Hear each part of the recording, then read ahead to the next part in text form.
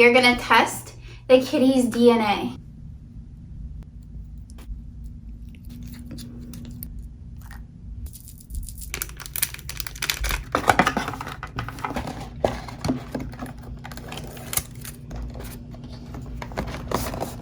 And we're gonna strip his off.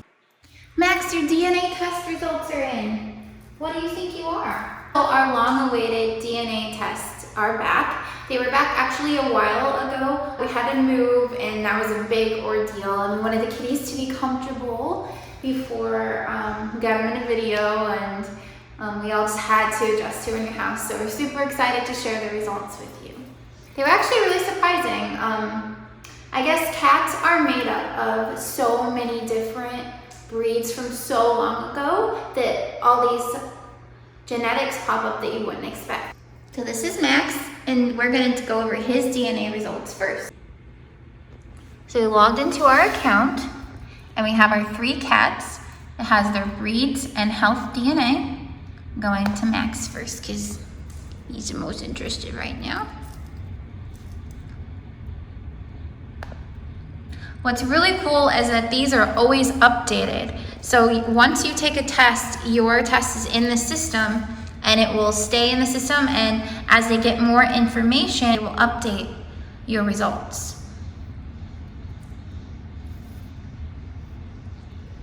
So cat genetics are actually very complicated. I was really surprised to find that Max didn't have Siamese in him.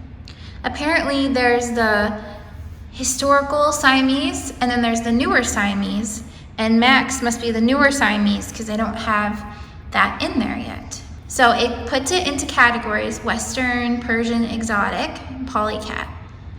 And Western includes things like Maine Coon, American Shorthair, Siberian, Russian Blue, Ragdoll, and then broadly Western, which means things that are not on this list.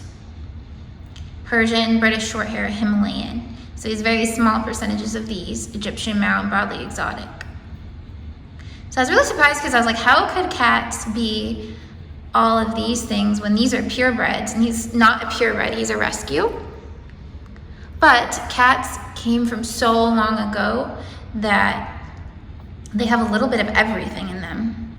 And I really like the health test because it tests for some interesting genetic diseases that the cats could have had. So Max was clear for these genes.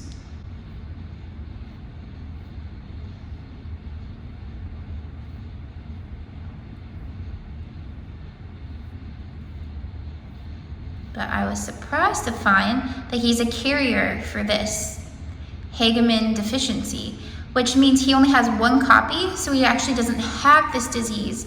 Usually to be a carrier of something, you have to have 2 copies. And Max was just a carrier of 1. So that means Max would not be a good cat to breed. Not that I'm for breeding, because we rescue and we fix all of our kitties, but he would not be a good cat to breed because his kitties could have some problems. And Dobby has joined us. He says, is it my turn yet? He was clear for the rest of these. Dobby, are you ready to see what you're made of? So let's go to his report and read.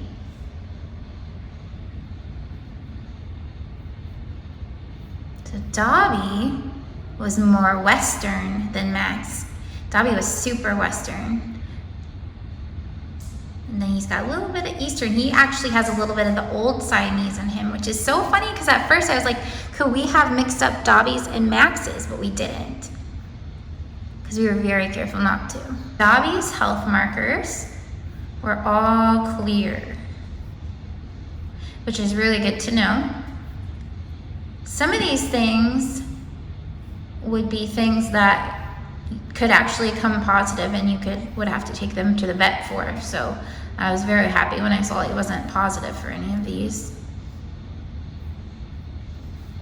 And at the very end, I kind of put these are the 4 categories that they put them in, and then it shows all the different ones and what they could be part of, and the percentages. Like, see, 0% could be Russian Blue. So he definitely doesn't have any Russian Blues or Norwegian Forest Cats at the very end. So the biggest part is the beginning.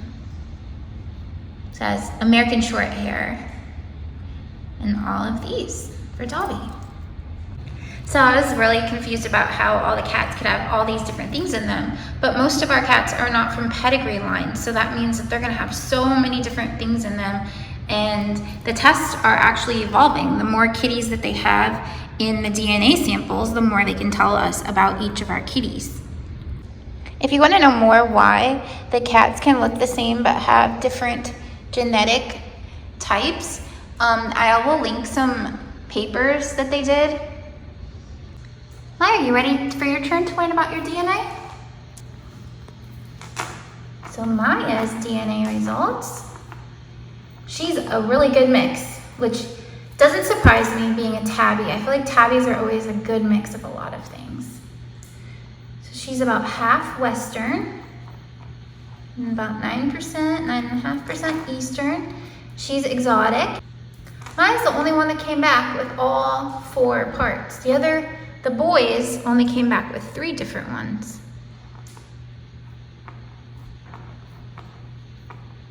To go through Maya's, and her health markers were all clear, which was super exciting. So to compare them all, this is Maya's genetic report. And she has a lot of different things on her. Dobby is mostly Western with a tiny bit of the other things.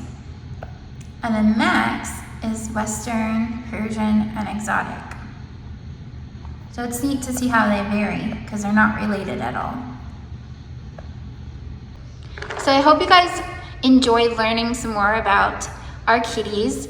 And if you want to learn more about your cats, you can do a test from Basepaws as well and see what your little non-pedigree or pedigree cats have in them.